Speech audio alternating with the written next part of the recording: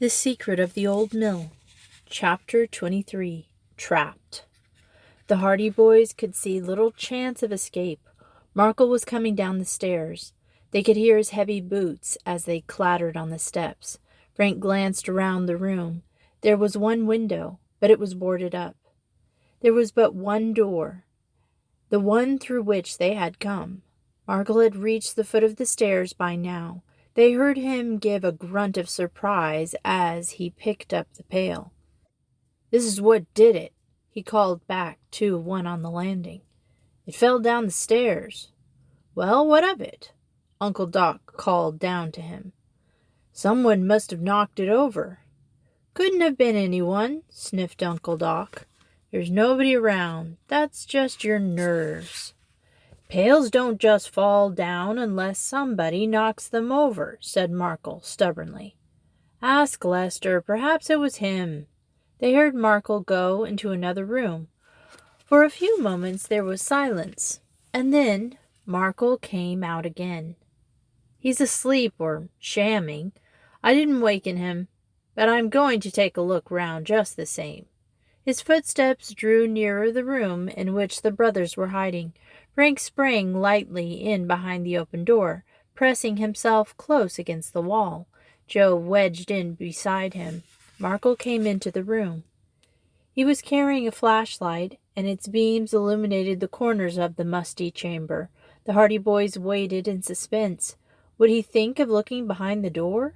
Suddenly, there was a mutter of disgust from Markle and a rustle as something flitted out of a corner. "Meow." "Only the cat," grunted Markle. The animal purred, but Markle aimed a vicious kick at the cat. It missed its mark, however, and Markle turned and trudged out of the room. "Find anything?" called Uncle Doc from the top of the stairs. "It was only the cat," answered Markle suddenly. "The brute must have been prowling round on the stairs and knocked the pail over. Well, come on back and get to work. I hope you're satisfied now. I know it must have been something like that."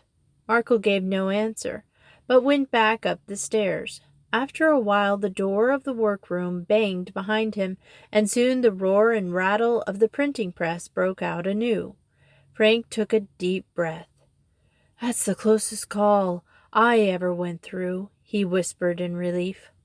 "Let's get out of here, quick. I'd like to give that cat a quart of cream for breakfast." They tiptoed quietly out of the room and made their way to the front door of the mill. It was, as Frank had predicted, bolted on the inside, but he drew the bolt and the door swung slowly open. Frank placed his fingers on his lips as a sign for silence. To this Joe nodded understandingly. Then from a distance came an unexpected sound, the mewing of a cat. Both lads had to grin, indeed. It was all Joe could do to keep from laughing outright. They slipped outside, closing the door behind them. "Now to get back to Bayport," whispered Frank. "We'll have to hurry." They sped across the grass towards the borders of the dark wood, and not until they had reached its friendly shade did they look behind. The ghostly old mill stood by the gleaming river, dark and sinister in the clear moonlight. "We'll be back," Joe said as he glanced back at the mill. "Here's going to be a big surprise for that gang before the night is over." "I'll say. Let's get started on it." They ran up through the trees until they reached the deserted road where they had left their motorcycles. Within a few minutes they were in the saddles and roaring back in the direction of Bayport. They made the journey at full speed, but at that it was late before the gleaming lights of the city came into view. The motorcycles sped down the shore road on to the concrete boulevards, then raced through the city streets, now almost deserted save for an occasional late trolley or night-hawk taxi. At length they drew up before the Hardy home and raced up the front walk. They found their father in the house sitting up for them.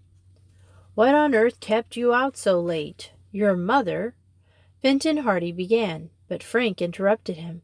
"We found the counterfeiters." The what? Demanded Mr. Hardy in astonishment. The counterfeiters. Get some men, and we can catch the whole crowd this very minute. Is that right?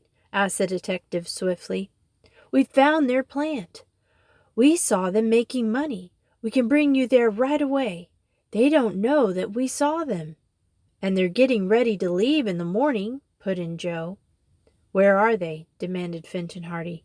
In the old Turner Mill on Willow River. We've just come from there. Mr. Hardy was a man who wasted little time once he had grasped the essentials of a situation. Without a word, he hurried over to his study and picked up the telephone. He asked for a number, and after it was secured, he held a brief, curt conversation. Then he put down the telephone and the receiver clicked. We'll have a posse out there in half an hour, he said to his sons. 3 state troopers and 2 Secret Service men who have been working on this case are in town. And will that be enough? There are 3 in the counterfeiting gang, Frank told him. We'll have enough. And now tell me how you found out about the old mill. Briefly, Frank and Joe told him how their suspicions had first been aroused by the mysterious activities about the mill, how they had visited the place and found that strangers were not welcome, how they had finally resolved to investigate for themselves, and how they had that night gone to the mill and seen the counterfeit plant in actual operation. Their story was interrupted by the arrival of an automobile which drew up in front of the Hardy home with a squeal of brakes. A man in uniform stepped out and ran up the walk. Here are the officers, said Mr. Hardy. Come along. They left the house and met the officers on the steps. Mr. Hardy spoke to him. They are at the old Turner Mill on Willow River, he said quietly. I suppose you know how to get there. Can't say that I do, said the officer. Not by car. Follow the shore road and then cut in that deserted loop. It used to run right past the mill before the shore road was built. The trooper nodded. I remember now, the deserted road, We'll get there all right. Better leave the car back on the road some distance and go the rest of the way on foot, suggested Frank. We can sneak up on 'em better that way. They climbed into the automobile. The other men were broad-shouldered, keen-eyed fellows with determined faces. The moonlight glinted on rifle barrels and revolvers. Through the cool night sped the automobile out the shore road, leaving Bayport behind, until at last the car turned off into the deserted road, rocking and bumping to and fro in the ruts. When they reached the place where Frank and Joe had abandoned the motorcycles earlier in the evening, the boys spoke to the driver, whereupon he brought the car to a stop. They got out and stood in a little group in the moonlight road. Fenton Hardy was in charge of the raid, and he gave his orders quickly and with precision. The men were to follow the road until they reached the meadow between the wood and the mill. The troopers were to deploy out so as to come up in rear of the mill. The Secret Service men and the others were to take the front way. They trudged down the road until at last they stood at the edge of the wood, and they could see the mill below them in the moonlight. Then the 3 troopers moved off to the right, keeping well in the shade, preparatory to cutting down across the meadow towards the back of the mill. Fenton Hardy, the 2 Secret Service men, and the boys walked boldly across the meadow. They were not seen. There was not a sound from the mill. When they reached the front of the building, they could see the dark forms of 3 troopers who fitted across the grass and awaited in readiness back of the mill in case anyone should attempt to escape that way. Mr. Hardy tried the front door. It swung open. He stepped inside. The Secret Service men followed. The boys crowded close at their heels. "Which room?" whispered the detective. "At the top of the stairs," Frank told him. At that moment the door of the workroom opened, and they could see a man run out onto the landing. "Who's there?" called out a startled voice. It was Markle. He was clearly silhouetted in the light from the workroom. "The police," answered Mr. Hardy. "Put up your hands. We have you covered." In reply, Markle flung himself flat on the floor. There was a streak of crimson, and a revolver shot roared out. Mr. Hardy and the Secret Service men had their weapons ready, and they replied with a fusillade of shots. The light in the room at the head of the landing had gone out. With a bound, Mr. Hardy reached the stairs, then raced up the steps. When he reached the landing, however, he found that it was deserted. Markle had escaped the bullets and had crawled back into the room, for the door was closed. Vinton Hardy launched himself against the door of the workroom, but it did not budge. He could hear sounds of voices, a noise of banging and running about in the room beyond. The Secret Service men and the two boys reached the landing. "Break in the door!" snapped Mr. Hardy. Together they launched themselves against the door, and there was a splintering sound, but still the barrier held. Again! With a concerted rush, they plunged forward once more. The door fell with a crash. Vinton Hardy switched on his flashlight, for the room was in darkness. There was the printing press. There was the table with the packages of counterfeit money. But the counterfeiters were gone. The window was wide open. They had made their escape that way. From beneath the window came the sound of rough voices, a shout, and loud yells. Mr. Hardy ran to the window and looked out. "We got him, sir," called out a voice. Underneath the willow tree were 6 figures, and 3 of them were troopers. Each man held a prisoner. The counterfeiters had been captured. Chapter 25. The Reckoning. When the full story of the activities of the counterfeiters became known next day, Bayport found that the Hardy boys had succeeded in breaking up one of the most dangerous bands that had ever baffled the federal authorities. After the capture of Uncle Doc and his associates, Vinton Hardy and the Secret Service men had wasted no time. Frank had remembered the New York address of the mysterious Burgess, and he had heard Uncle Doc mention, and a telegram to the New York police resulted in the arrest of this man, who turned out to be brains of the gang. The man who had arranged for the distribution of the odd bills, the crooks in Barmont Village, and the rascally woman in black were also apprehended.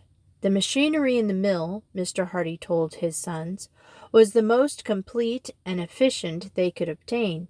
Markle, it seems, was at one time an expert photo engraver. He furnished the engravers that enabled them to make such excellent imitations of the United States currency, while Uncle Doc and the other men helped him turn out the bills. Burgess saw to it that they got the proper paper and also planned the distribution. There were enough bad bills laying on the table when we raided the place to have netted them almost $500,000 between them. Thanks to the quick work of the officers, not one member of the gang had escaped. In Burgess's room had been found a notebook containing the names and addresses of agents he had worked for him, distributing and counterfeiting money throughout the country, and by the next day every man had been apprehended. The 2 Secret Service men had aided in the final roundup of the counterfeiters at the old mill, called personally at the Hardy home next day to congratulate the boys. "We've been working around here for almost a week trying to get the goods on these men," said one, "but never once did we think of the old mill. What made you suspicious of that place?" Frank told him how they had learned that the strangers had taken over the mill, and told of their first visit to the place. "To tell the truth," he said, "my first suspicions were when Uncle Doc offered to give us a reward for helping save Lester from the river. He took 2 $5 bills from his pocket and offered them to us, and then the other man snatched them from him, turned around, and later offered them to us again." The Secret Service man smiled. "Uncle Doc offered you 2 counterfeit bills, and the other man was afraid they would be detected, and that you would know where they came from." "I suppose that's the idea. but it made me suspicious. After that, Joe and I kept watching the place, and as everything seemed to indicate that something suspicious was going on in that mill, we made up our minds to pay them a visit. And a very lucky thing it was that you did. It was a smart piece of work, and I want to assure you that the government won't forget it. The government did not forget it. Before the month was out, the Hardy Boys had received a check for $1,000 as a reward for the part they had played in capturing the counterfeiters. Enough money, Chet Morton said when he heard of it, to buy gas for the motorboat for a couple of years, anyway. As for Uncle Doc and his gang, they were all sentenced to long terms of imprisonment, and Frank and Joe made particular inquiries about Lester, and they asked their father to see to it that the boy was well taken care of. The result of Mr. Hardy's efforts in Lester's behalf was the discovery that Uncle Doc was not the boy's uncle at all, but a rascally impostor who had made claim for the lad at an orphan asylum and who had planned to bring him up in a life of crime. A well-to-do citizen at Bayport, who heard of the case, offered to give Lester a home and see that he was sent to school. The boy was accordingly assured of a brighter future than had confronted him while he was with Uncle Doc, and no one was more pleased than the Hardy Boys. "We'll take you out with us in the motorboat, Lester," they told him. "Will you?" he asked, his face lighting up with pleasure. "Sure, you're one of the gang now." "And will you take me with you when you go detective hunting?" "When we go what?" exclaimed Joe. "When you go detectiving." The Hardy Boys laughed. "Oh, you mean when we're trying to be detectives. Well, you see, Lester, but the chances are we won't have a chance to be detectives for a long while yet. Counterfeiters don't start operating round Bayport every day, you know." "And it's a good thing they don't," Joe added. But the Hardy Boys were destined to have another adventure in which they would have an opportunity of displaying their ability as detectives, quite as timely as those which had fallen to their lot in the affair of the old mill. What some of these happenings were will be related in the next volume, called The Hardy Boys and the Missing Chums. When they received their check, which was the reward from the government for their clever work in running the counterfeiters to earth, they were accompanied to the bank by Chet Morton and Lester, Jerry Gilroy and Phil Cohen, and Tony Prideaux and Biff Hooper. For the Hardy Boys had promised to celebrate by treating their friends to ice cream, to be followed by a motorboat race, wherein Tony, in the Napoli, was going to make a second attempt to beat the sleuth. "I guess $10 will cover it," said Frank, as he handed the check over to the cashier. "We can buy gas with the money that's left over." "And you want to deposit $990? "Yes." The cashier handed over 2 $5 bills. Chet Morton seized one, bit it, gazed reflectively at the ceiling for a moment, and then gave it back to Frank. "I guess it's good," he said. "There's so much counterfeit money going round these days that one can't be too careful." The end. I hope you enjoyed The Secret of the Old Mill. And the next book we're going to be reading on Fridays and Saturdays, which are more like adventure story days, is going to be The Time Machine by H.G. Wells. I really love this book. It's always excited my imagination. It's about going either back in time or forward in time. It's pretty exciting. So I think you'll enjoy it. And just to let you know what's going on, usually on Wednesdays I read something kind of girly. And then Friday, Saturdays, I'm trying to read something on the adventure side. And then Sundays are usually more on the religious side.